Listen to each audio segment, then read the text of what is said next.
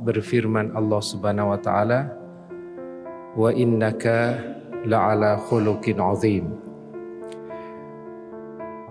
Ayat ini berbicara tentang kemuliaan akhlak Rasulullah sallallahu alaihi wasallam.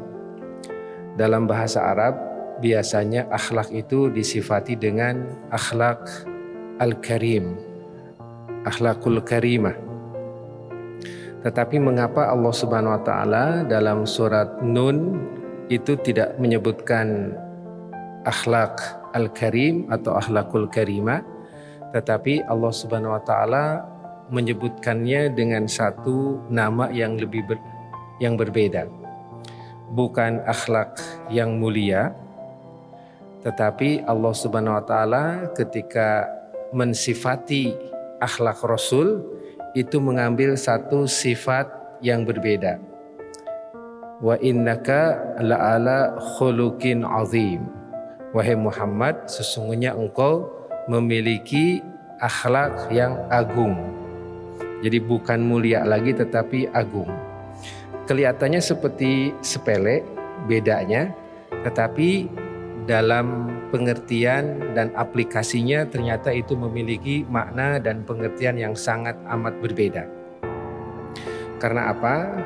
Karena atas alasan itulah Allah Subhanahu wa taala memilih Muhammad sallallahu alaihi wasallam sebagai nabi terakhir, nabi terbesar dengan pengikut yang terbanyak, dengan masalah yang sangat kompleks dan membutuhkan satu guidance dan satu arahan yang berbeda dengan nabi-nabi sebelumnya.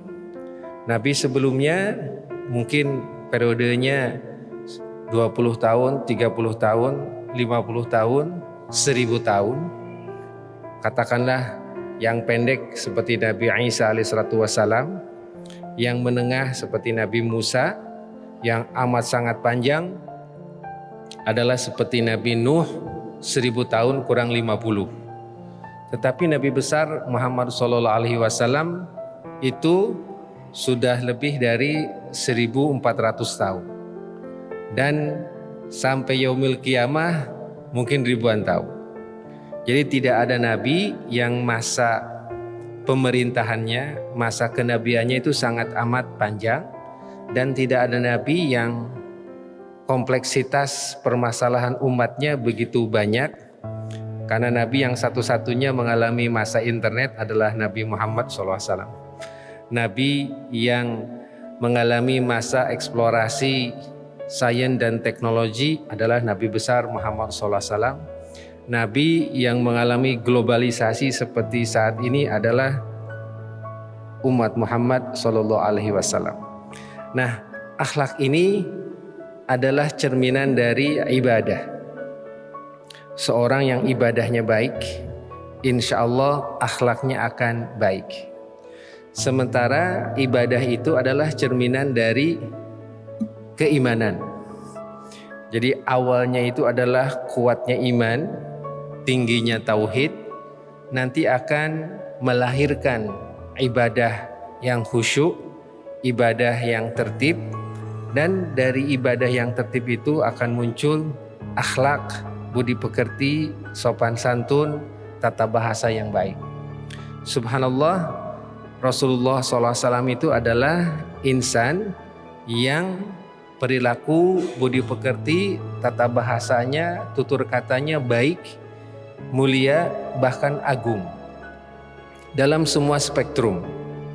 Karena akhlak kita dengan istri itu ada akhlaknya, kita dengan ayah, ibu ada akhlaknya, kita dengan anak ada akhlaknya, kita sebagai direktur di kantor ada akhlaknya, kita sebagai kepala bagian terhadap direktur ada akhlaknya, kita sebagai pemilik rumah kepada tetangga ada akhlaknya, kita sebagai supervisor terhadap bawahan ada akhlaknya, kita sebagai bupati kepada bawahan ada akhlaknya, dan kita sebagai profesor terhadap mahasiswa ada akhlaknya, sebagai mahasiswa terhadap dosen ada akhlaknya.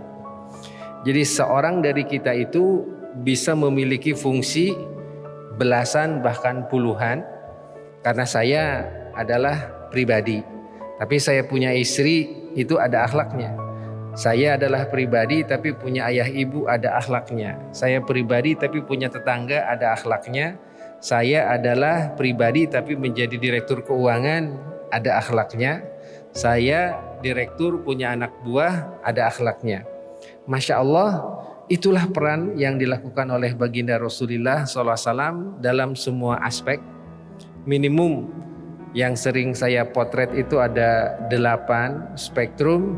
Rasul dalam pengembangan diri, Rasul dalam berbisnis, Rasul dalam berkeluarga, Rasul dalam melakukan dakwah, Rasul dalam kegiatan sosial politik, Rasulullah SAW dalam pendidikan, Rasulullah SAW dalam pengembangan hukum, dan Rasulullah SAW dalam militer. Pribadi, business entrepreneurship, dakwah, kemudian keluarga, kemudian sosial politik, pendidikan, kemudian hukum, militer. Semua ini Rasul luar biasa, dan tidak ada seorang pun yang bisa selengkap, sehebat, sesukses Rasulullah SAW. Oleh karena itu, lamma su'ila al-Aisyah an akhlaqir Rasul fa'ajabat kana khuluquhul Quran. Ketika Aisyah ditanya bagaimana akhlak Rasul, jawaban Aisyah, akhlaknya itu adalah Al-Quran. If you would like to see the code of conduct of Rasul represented in Al-Quran, jikalau Anda mau melihat akhlak Rasul, kata Aisyah, lihat aja Quran. And he is a living and a walking Quran. Dan Rasul itu adalah Quran yang berjalan. Mudah-mudahan kita bisa mencontoh Rasulullah SAW dalam semua spektrum, karena tidak ada yang lebih layak untuk kita contoh selain beliau. Pesan saya, jangan hanya mencontoh ibadahnya saja, karena itu sebentar. Tapi yang paling lama di Rasul itu adalah bisnisnya. Yang paling lama di Rasul itu adalah proses edukasinya. Yang lama di Rasul itu adalah proses sosial politik. Yang lama di Rasul itu adalah urusan hukum. Yang lama di Rasul itu adalah urusan militer. Yang lama di Rasul itu adalah urusan keluarga. Bukan hanya ibadah dan bukan hanya di masjid. Karena di masjid hanya belasan menit. Yang lama itu di pasar. Yang lama itu di kantor. Yang lama itu adalah di masyarakat. Dan Rasul dalam semua spektrum ini sudah menunjukkan al-akhlaq al-karimah. Semoga bermanfaat. Billahi taufiq wa hidayah. Assalamualaikum warahmatullahi wabarakatuh.